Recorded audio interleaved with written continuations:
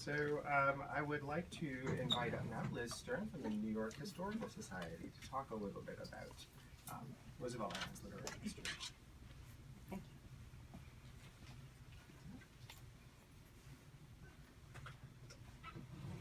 you. Good afternoon.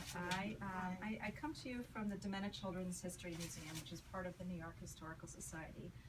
I'm so honored to be here celebrating this dedication. I think I'm here to give you a little bit of history, right? I'm really particularly happy to celebrate the life and the work of someone I've always admired, Nellie Bly. We both actually have a few things in common. Both of us were born in '64. Both moved at about the age of 21 to New York City to become journalists. And we both love animals. Nellie adopted a monkey in Singapore. And I did not adopt a monkey. I adopted a little puppy a couple months ago, and I named her Nellie Bly. She's our second. So let me tell you just a little bit about the Domena Children's History Museum. Our permanent exhibition encourages kids and their families to look at history through the lens of real individuals. The museum highlights people who have the courage to dream big. So think orphan from the West Indies, Alexander Hamilton. We look at people who developed self-reliance in difficult times. We profile the newsies, or kids who were shipped westward on the orphan trains. And we look at people who have the compassion to fight for the rights of those less empowered. So one of my favorite parts of the museum profiles James McEwen Smith, who was an abolitionist and the first African American to hold a medical degree. He practiced as a doctor at the Colored Orphan Asylum in Manhattan. So Nellie Bly fits neatly right into these categories and more. And it was likely her rocky childhood which propelled her into the workforce early, and that contributed to her frustration with the way in which the roles of women were portrayed and defined by society. She turned that frustration into a power for change, pioneering sort of the development of the detective or stunt journalism that she's known for.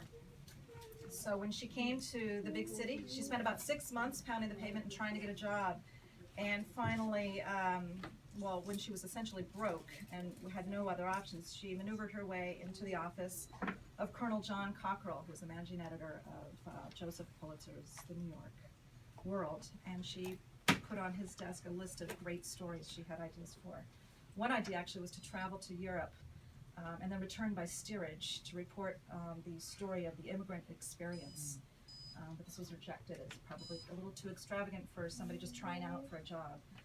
But Pulitzer and Cockerell did agree to let Nellie engineer her own commitment into the women's lunatic asylum on Blackwell's Island. Agree might be a little bit of an overstatement, not quite accurate. It was more of a challenge because they felt maybe she'd refuse. But Nellie saw this potential for both risk, for adventure and attention, some things that she would continue to pursue, seek out, and develop through her entire life.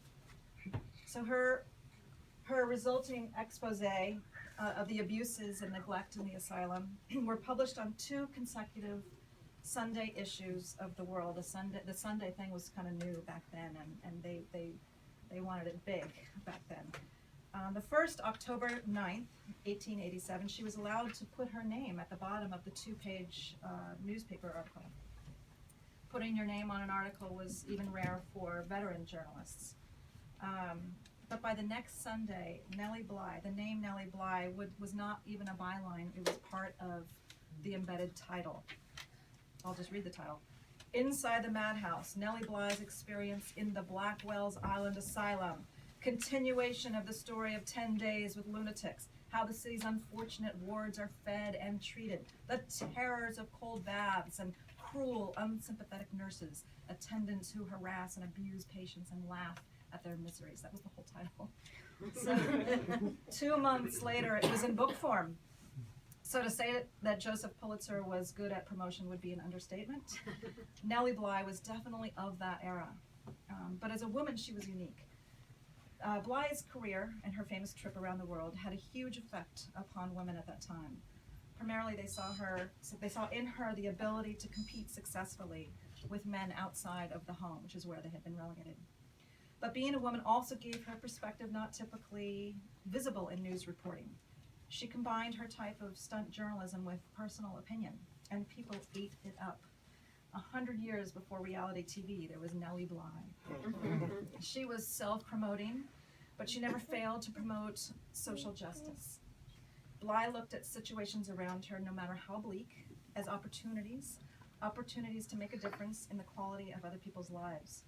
Women in combat, political corruption, baby selling rings, women in prison, workers' strikes, domestic servitude, inadequate health care, the list goes on.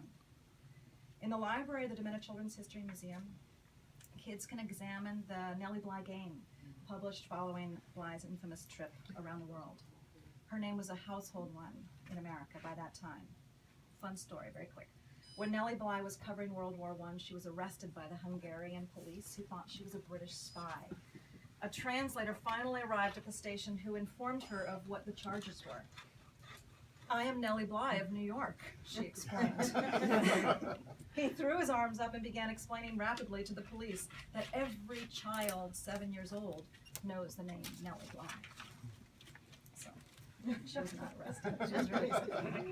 Next year, I just want to mention a portion of the New York Historical Society's 4th floor will reopen as the Center for the Study of Women's History, the country's first permanent public exhibition and educational center dedicated to women's history.